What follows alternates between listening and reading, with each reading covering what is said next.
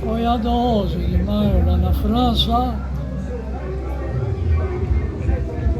Era límpido o azul do céu, flutuava o pax das asas da bonança, e a glória conduzindo seu troféu ao verde pavilhão e a popa do balão, ao verde pavilhão e a popa do balão.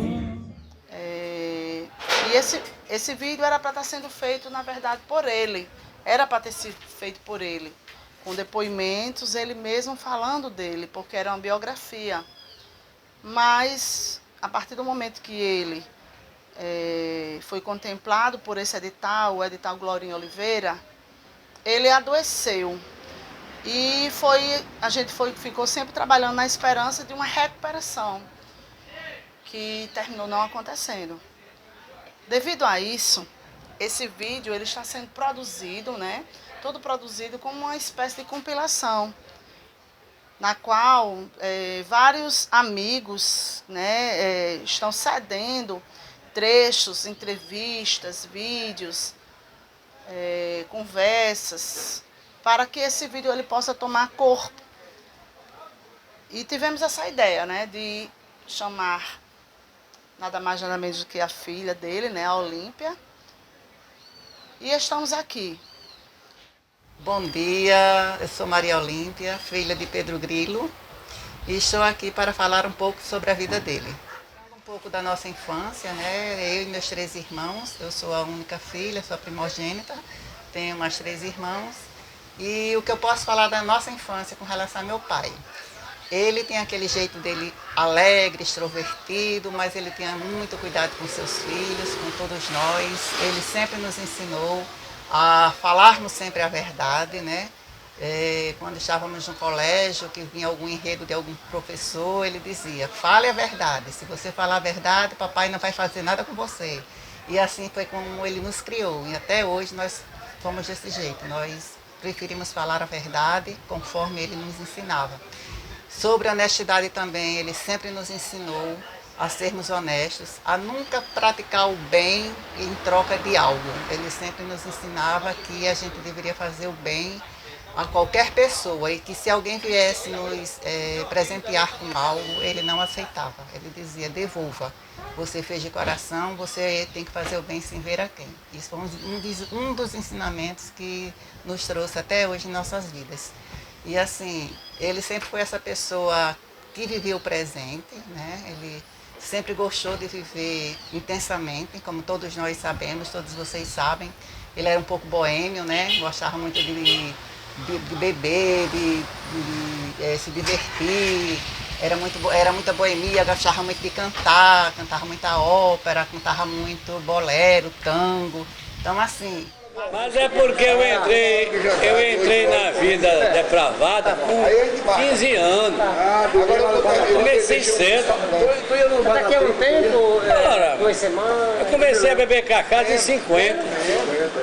Tá pronto, 12 anos. 12 anos, escondido.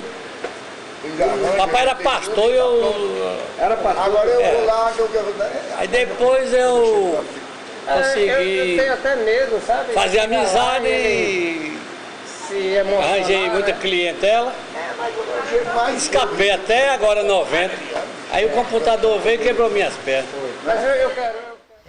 Meu pai, ele é natalense, né? Apesar de que muitas pessoas acreditam que ele seja de Goianinha, mas ele nasceu em Natal, né? É natalense. Quando criança, ele morou um tempo em Areias com os avós, né? E depois ele veio para Natal, né? Eu acredito que foi nessa época, ele já rapaz, que ele começou a abrir letreiros, né? Como muitas pessoas do passado lembram, ele abrindo letreiros, ele fazendo pinturas em várias empresas aqui de Natal, né? E assim ele foi crescendo a cada dia, né? Como pintor. E ele também, como autodidata, né? Ele gostava muito de estudar, ler, vivia comprando... Falar de Pedro Grilo é falar de cultura. Falar de um homem simples, mas que venceu as envergaduras, as dificuldades com aquilo que ele sabia fazer, que era a sua arte, primeiramente de abrir letreiros, e após a sua arte também de escrita. Ele era um grande trovador, foi inclusive presidente da Sociedade dos Poetas Vivos e Afins de Rio Grande do Norte, e também artista plástico, né? Ele teve a genialidade de pintar 100 quadros, os quais eles contam a história de Natal. Existem monumentos, paisagens que nem existem mais, que já se acabaram, foram derrubados aqui.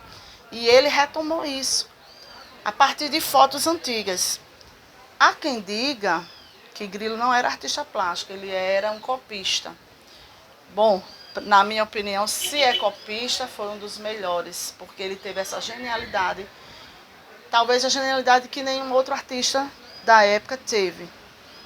No começo eu comecei a pintar para-choque de caminhão, Sim. letreiro em mercearia, depois fui passando a letreiro em fachada de empresa Mas mais isso, rica. você Aí- criança, adolescente? 15 para 16 anos. Aí pintei muita vidraça de loja aqui, placa para as Foi dando lojas. certo, né? Ganhando um dinheirinho. Eu ganhei bem, eu vivi bem. Mas estourava todo com as mulheres e o cabaré. E não estou arrependido, não. Não. Eu não ganho bem hoje em dia por causa do computador. Se não houvesse o computador, eu não estaria aqui agora, não. E também você não aproveitou ele, né? Não, é o seguinte. Quando eu tiver com 60 anos, era o meu plano. Eu vou ter o meu ganha-pão, porque eu não vou me aposentar não. Eu gosto de trabalhar, vou continuar trabalhando. Isso. Mas é que chegou o computador. Eu não tinha a mínima também ideia que o computador Um problema na visão. A visão atrapalhou foi também. a diabetes. É diabetes. Não me atrapalhou nada não, foi a diabetes. Você passou um tempo para se operar. Passei uns 6 meses. Aí quando eu estava batendo já nas coisas, foi que eu cuidei logo, Mas aí ficou bonzinho. corrigi. E agora eu estou fazendo uma meia dieta. Irresponsável, que era para fazer rigorosa, porque eu preciso da vista. O doutor disse que se voltar a catarata novamente, é irreversível. Então você está tendo um pouco de cuidado. Um pouco. Tomando aqui pular uma namorada. Mas aí Aí eu não estou tomando mais como bebia como antigamente. antigamente. A lapada dura, vários. Então, como foi que eu sou Adélia Costa, né? Então, como foi que eu fiquei sabendo das obras de Grilo? Por incrível que pareça, eu passei parte da minha infância aqui em Mãe Luísa, mas eu não conhecia, não associava. Quando eu encontrei Grilo, foi justamente nos eventos da Sociedade dos Poetas Vivos e Afins de Rio Grande do Norte. E eu só associei que Grilo era aquele homem da Casa do Olho, justamente no sepultamento de uma tia minha que mora frente à casa dele, que foi o local onde eu passei parte da infância. Quando eu vim fazer uma visita a Grilo, nós encontramos as obras dele todas encostadas uma na outra, sabe? Muitas estavam à mercê de mofo, se estragando, poeira. E onde mais doía, e onde existia mais abandono mesmo, era na alma de Grilo, a respeito desses quadros. E aí começou todo o movimento, a inquietação sobre essas obras. Comecei a sonhar em produzir um livro de fotopoemas, que a gente chama de fotopoemas. E a partir daí as coisas foram borbulhando, as ideias foram borbulhando. A gente em reunião levou para a Fundação Zé Augusto essa situação, a qual o atual presidente, que é Crispiniano Neto, ele tem toda, segundo o Grilo, foi uma história que começou a partir dele, e ele falou, essas obras ainda existem? Eu digo, existem. E a partir daí começou todo um movimento em prol de conseguir adquirir as obras de Grilo. Aí Resultado. Ela se aposentou, né? Eu sustei a venda do livro e digo, agora vamos brincar. Resultado. O livro ficou abortado. Abortou. E eu estou torcendo que esse projeto dos quadros não aborte. Eu ver se arranja um compromisso do Estado para que ele seja continuado em governos posteriores, né? Certo, é. Eu quero ver se a fundação agilizar, eu vou fazer uma média de 2 quadros por dia. Tem que aproveitar esse presidente aí, né? Quero aproveitar o Crispiniano. Aí, rapaz, eu quero ver se...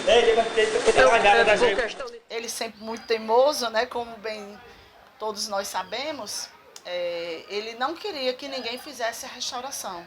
Então ele mesmo queria fazer isso. Quando foi acontecendo o processo, aí foi comprado novas tintas, foi comprado alguns quadros, alguns ele teve que repintar. Ele teve a ajuda do filho, né? Do filho Amerhotep, cujo apelido é Congo. E esses quadros eles foram tomando formas até chegar ao número dos 100 quadros. Eles foram adquiridos, né, pela Fundação José Augusto, que está preparando todo um momento especial, um local adequado especial para que essas obras fiquem em exposição. São obras de 60 por 80, ou seja, não são obras pequenas. São obras muito especiais, porque elas têm o registro da história da fundação de Natal até 1950. E, em meio a toda essa ação, ele foi inscrito também nesse edital, que era do Glorinho Oliveira, que faz parte da Lei Aldir Blanc. E também nós organizamos um livro que está para ser agora lançado, também com base nos quadros dele. Aqui nós temos os 100 quadros, fotos dos 100 quadros e 100 trovas que foram elaboradas, foram produzidas, né, a partir das obras artísticas. Cada poeta, trovador ou não, mas que se tornou trovador, pois nós estudamos a trova, fizemos oficinas, se animou e fez parte, né, e se dispôs a fazer parte desse projeto, um grande projeto para homenageá-lo. Em vida, Grilo leu a maioria dessas trovas. E parece que até dezembro, quando ele finalizou toda essa parte de restauração, eu até fico olhando assim para trás e digo assim, parece que Grilo descansou. Parece que logo após ele saber que as obras iam ser resguardadas, né, iam fazer parte de um futuro e não se queimar numa fogueira, como ele dizia, ou ser jogada ao mar, mas que ela seria comprada por uma só instituição. Estava sendo comprada por uma só instituição e isso ficaria como legado, porque ele tinha consciência dessa importância desse legado. Aí eu acho que ele descansou. Descansou, adoeceu, e foi muita luta. Várias vezes a gente dizia assim, Grilo, vamos comer, vamos se cuidar, toma água. Você não quer receber essa homenagem? Ele dizia, quero. Mas, enfim, a gente ficou ainda até abril, na esperança de que ele melhorasse. Ele teve alguns momentos que melhorou, depois ele voltava a piorar.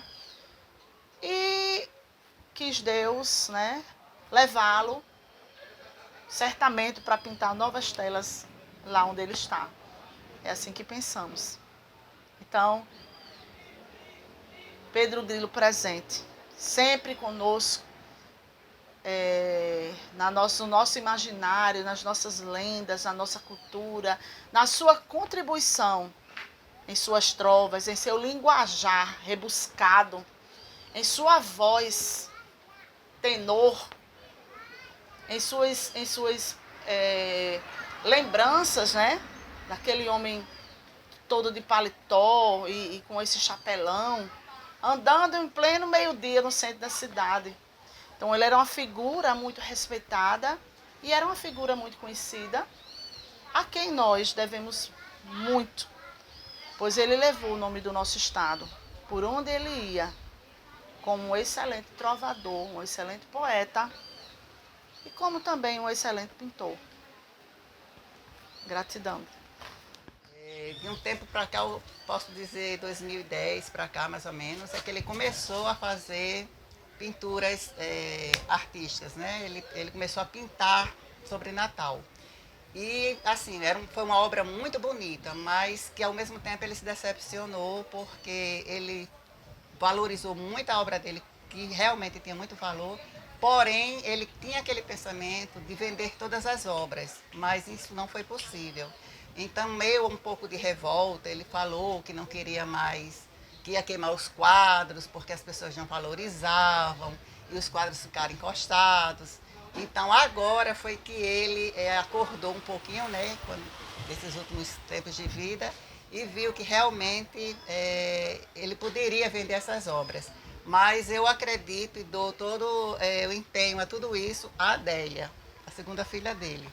Porque ela foi que teve paciência de convencer aquela cabecinha dura a vender os quadros, porque ele disse que não vendia e queria vender todas, e se fosse vender, venderia todas as obras juntas, né? E pelo um valor muito alto.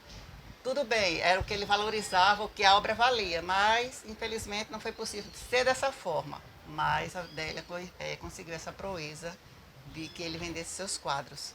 Então a Fundação José Augusto foi e comprou 100 obras do meu pai. Então, assim, eu me senti muito honrada com tudo isso, porque eu vi que a obra dele agora está sendo valorizada, não está naquele cantinho como ele tinha deixado. E eu, assim, fico muito gratificada, Adélia, por esse empenho dela na vida do meu pai.